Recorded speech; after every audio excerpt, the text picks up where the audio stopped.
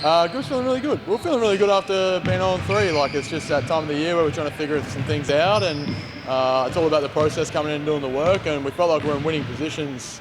Southeast here at home.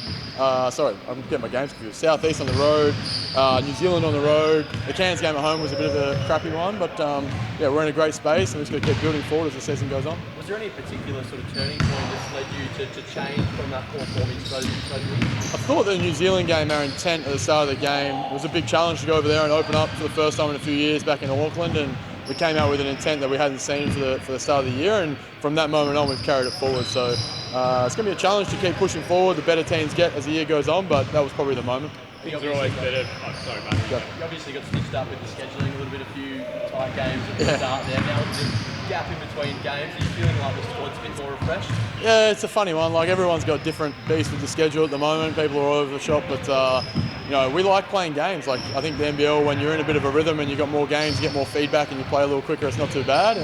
But there is pros to having a week where we can freshen up and come home and spend a bit of time at home with families and stuff like that. So it's a tough one, but it certainly helps us this week. We've had a lot of time to spend on Perth.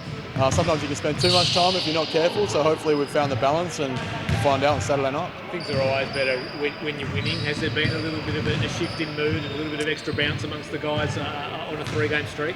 Winning always helps, but we've got a great group, mate. Like, yeah, we were 2-6 last year, we're on 3 this year. We could lose 10 games in a row. I think, you know, 40 said it the other night in his press conference with Cairns, like, he'd be happy to lose 28 games with his group. We feel the same way. Like, we found a group that we're willing to lose with, and when you win, it's a bonus. So we're happy with the character of our group, and that's important. How much did you draw upon that 2-6 start from last year to get positive, knowing that it can turn around pretty quickly? Not a lot. I mean, I draw on a lot of my experiences. So do a lot of our experienced guys. Like me and Clint were in Perth, sitting at the bottom of the ladder in Christmas, and ended up winning a championship. So this league has always been about who gets better over time. It's never about who starts and plays well in October or November. And the teams that handle the tough situations and some adversity as the year goes on will be the ones that, you know, finish the year and play in grand final series and playoff series. So that's our mindset, that's our mode, and as long as we're ticking the right boxes, that's feeling good. Sammy Mack, a confirmed starter this week? Not sure about confirming, might have to wait till later today, but he's practiced now for 2 or 3 weeks. He's in a really good spot, and he's got through this week unscathed as far as I know, and yeah, looking forward to having him back in the lineup. It must be nice to be adding pieces at a time when you're winning games of basketball. Definitely, yeah. I mean, you want internal pressure, right? That's what makes the good sides, and been so happy for Shawnee, McDonald and Isaac the way they've performed, and it's going to make it tough for him. He's certainly not walking back into any kind of guaranteed minutes, and he's going to have to come in and perform because those guys are knocking on the doorstep. So it'd be great to have him back.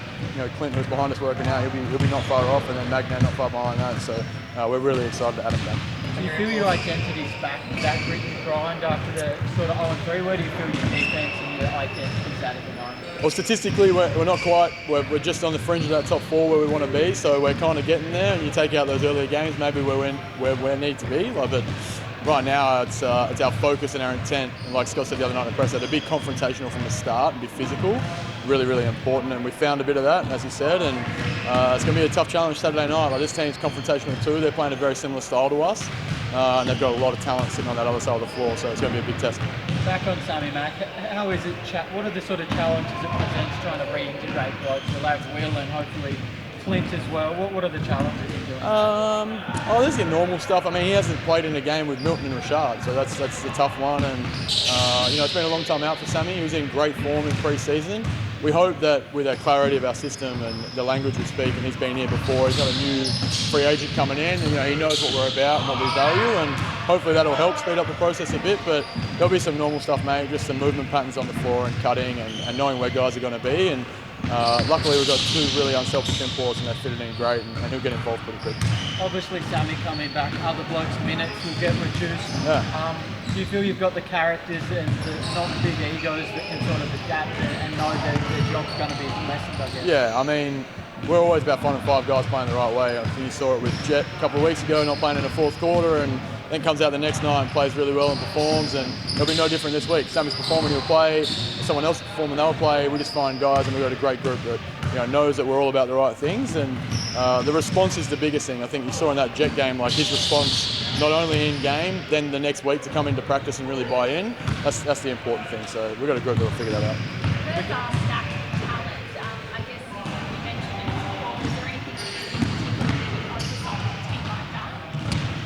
I reckon the import guard, Bryce Cotton's pretty good. I mean, the thing with Perth is like, they're doing a great job this year of sharing the ball, and if you let them play and move the ball and get in the paint, like in Cairns, they couldn't keep them out of the paint, and it opens up the floor for them. It's really, really tough. And you let talented players not have any physicality and have a lot of space, it's really, really hard. And the most important thing is, Bryce is going to shoot 25 shots. It's already booked. It'll happen on Saturday night, but it's making sure Wagstaff, Travers, Blanchard, those guys don't have big nights. And we saw them a couple of times last year. I think LT really hurt us here in Hobart, and we obviously got a win over there in Perth where we kept those guys quiet. So that's a big challenge. Is those guys off the bench, those impact players, looking after them.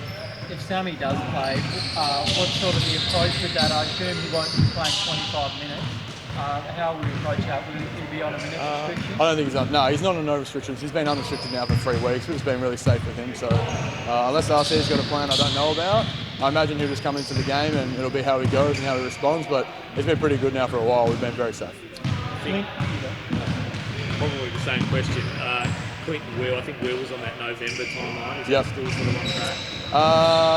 Not fully sure of exact dates, but both guys are trending right where we want them to be. I would imagine this FIBA break would be pretty telling when we have the break in early November, and coming out of that, I'd imagine to see both those guys either then or pretty soon after. So we've got a good 3 or 4 weeks here at home, and we'll have that break. It's a 2-week window, and coming out of that, it'll be interesting to see where they're at. One last one. What were some of the smaller details that have turned around since the first couple of games? Just being like the smart, disciplined things that we've been really good at, knowing what we're going to live with and knowing what we're willing to give up. So, that's the important thing. That's where I felt New Zealand, like the start of the game, we knew we wanted to be physical and aggressive with those guards, and we gave some stuff up early, but it was all on our terms.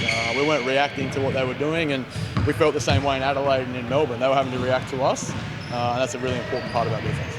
Shard's obviously had a great start to his campaign. Is he likely to stay in that 6-man role all year, or that ever been looked at? It's always looked at and talked about, but again, it's always the balance of lineups, and he's comfortable. He's closing games for us, which is the biggest thing, and we'll keep reviewing it. But right now, it's working, so we'll roll with it.